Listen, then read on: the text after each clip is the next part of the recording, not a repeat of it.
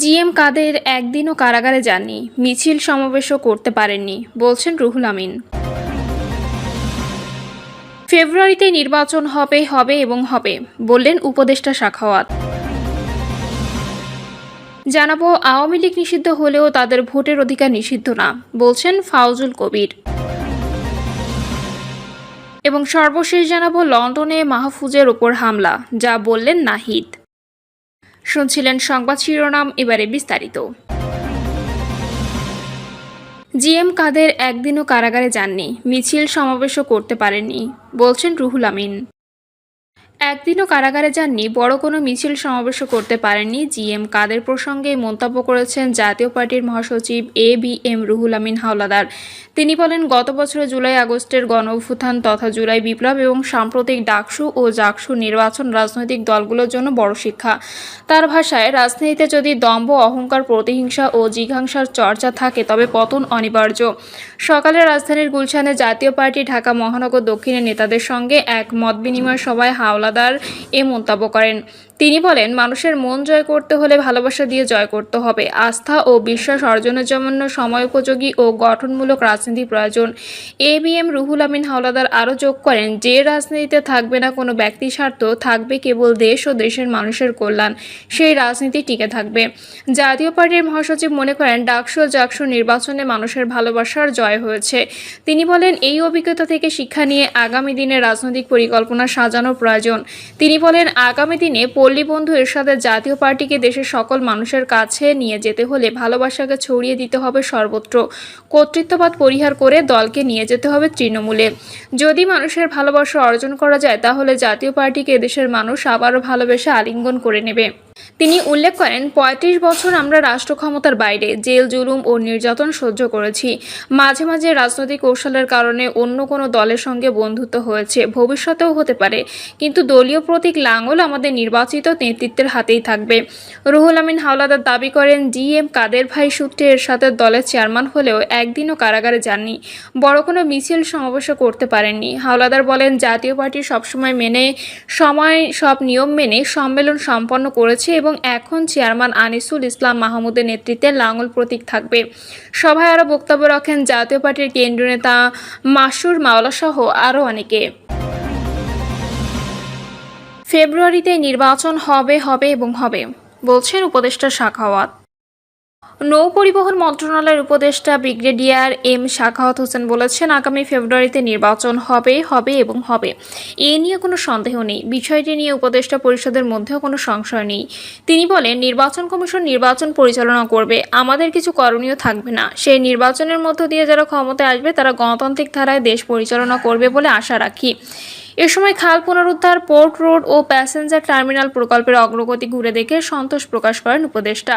বরিশাল থেকে রাজধানীমুখী যাত্রীদের জন্য নতুন আকর্ষণ হিসেবে চালু হতে যাচ্ছে প্যাডেল জাহাজ। এই খবর জানিয়ে এম সাখাওয়াত হোসেন বলেন, আগামী অক্টোবর মাস থেকে এই জাহাজ চলাচল শুরু হবে। বরিশালের মানুষের নৌযাত্রায় ঐতিহ্যের সঙ্গে আধুনিকতার সমন্বয় ঘটাতে আমরা প্যাডেল জাহাজ চালুর উদ্যোগ নিয়েছি।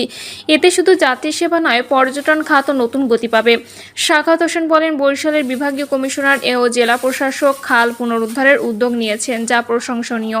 খালগুলো ঘুরে দেখেছি, নৌ চলাচল ফিরিয়ে আনা এবং খাল পার সংলগ্ন এলাকায় ওয়াকওয়ে নির্মাণে BIWTA সর্বাত্মক সহযোগিতা করবে। উপদেষ্টা বলেন, মিরগঞ্জ সেতু নির্মাণ এবং হিজলা মুলাদিতে বাঁধ তৈরির জন্য প্রায় 850 কোটি টাকা বরাদ্দ আনার চেষ্টা চলছে। এছাড়া ভোলার গ্যাস বরিশালে আনার বিষয়ে আলোচনা চলছে। বরিশাল বিভাগের 6 জেলা প্রশাসক, পুলিশ বিভাগ এবং সড়ক ও জনপথ কর্মকর্তাদের সঙ্গে মত বিনিময় করেন উপদেষ্টা সাখাওয়াত।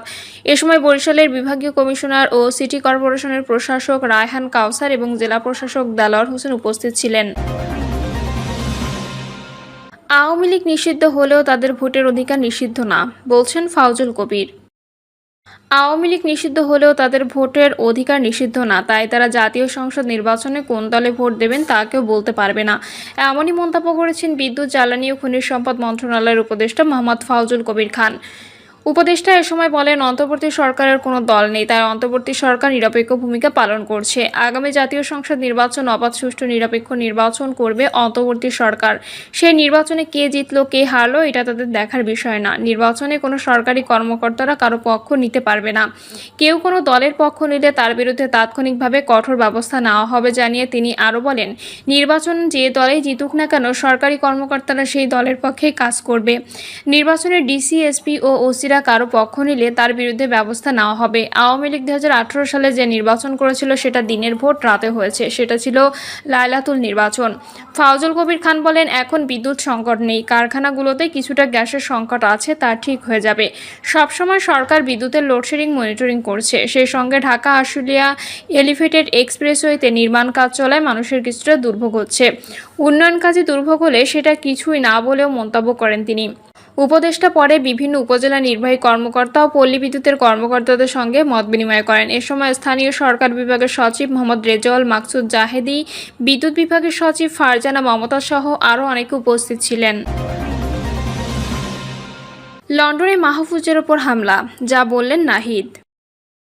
অন্তর্বর্তী সরকারের তথ্য সম্প্রচার উপদেষ্টা মাহফুজ আলমকে হত্যা করতে সরকার ও উপদেষ্টা পরিষদের ভেতরে মৌন সম্মতি তৈরি হয়েছে বলে মন্তব্য করেছেন জাতীয় নাগরিক পার্টির আহ্বায়ক নাহিদ ইসলাম। ফেসবুক পোস্টে তিনি লিখেছেন, গণঅভ্যুত্থানের অন্যতম কেন্দ্রীয় চরিত্র ও অন্তর্বর্তী সরকারের উপদেষ্টা মাহফুজ আলমের ওপর লন্ডনে হামলার চেষ্টা হয়েছে। এর আগে আমেরিকায় হামলা ও অপদস্থ করার চেষ্টা করা হয়েছে। বারবার মাহফুজ আলমের ওপর আওয়ামী ফ্যাসিস্টদের হামলা, কারণ মাহফুজ আলমই টার্গেট। পরবর্তী ধাপে আমরা প্রত্যেকেই টার্গেট হব। আমরা জানি আমাদের জন্য কি অপেক্ষা করে আছে। গোপালগঞ্জে ফ্যাসিস্টের নৃশংসতা আমরা দেখে আসছি, যোগ করেন নাহিদ। গণঅভ্যুত্থানের পর মাহফুজ আলমের ভূমিকা নিয়ে নাহিদ লিখেছেন, ফ্যাসিবাদ বিভাজনের রাজনীতি করে। মাহফুজ আলম গণঅভ্যুত্থানের পরে অন্তর্ভুক্তি এবং দায় ও দরদের রাজনীতির কথা বলছে, কিন্তু বাংলাদেশ সেই পথে হাঁটে নাই। আমরা দেখতে পেরেছি ফ্যাসিবাদ বিরোধীদের নাম করে প্রতিক্রিয়াশীল ও প্রতিশোধের রাজনীতি শুরু করছে বিভিন্ন গ্রুপ, যা অবসম্ভাবীভাবে ফ্যাসিবাদকে ফিরিয়ে আনবে। সময় প্রমাণ করবে মাহফুজ আলমের সঠিক ছিল, যদি ততদিন উনি বেঁচে থাকার সুযোগ পান।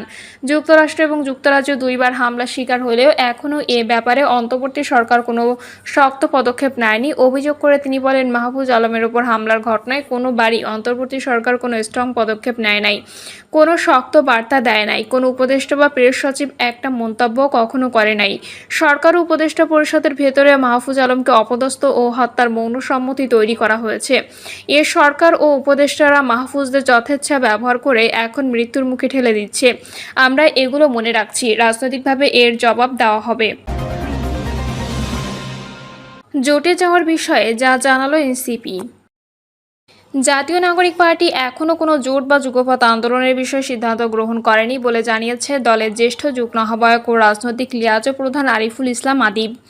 পোস্টে তিনি লেখেন, 4 দাবিতে 8 দলের যুগপৎ কর্মসূচি যে নিউজ হয়েছে তা মিসলিডিং। এনসিপি জুলাই সনদের আইনি ভিত্তি ও গণপরিষদ নির্বাচনের মাধ্যমে নতুন সংবিধানে যে দাবি, সেটির সঙ্গে অপর রাজনৈতিক দলগুলোর সঙ্গে অনানুষ্ঠানিক আলোচনা হয়েছিল। প্রিয় দর্শক, এই ছিল এখনকার সর্বশেষ সংবাদ। আপডেট সব সংবাদ পেতে চ্যানেলটি সাবস্ক্রাইব করে বেল আইকনটি ক্লিক করে রাখুন।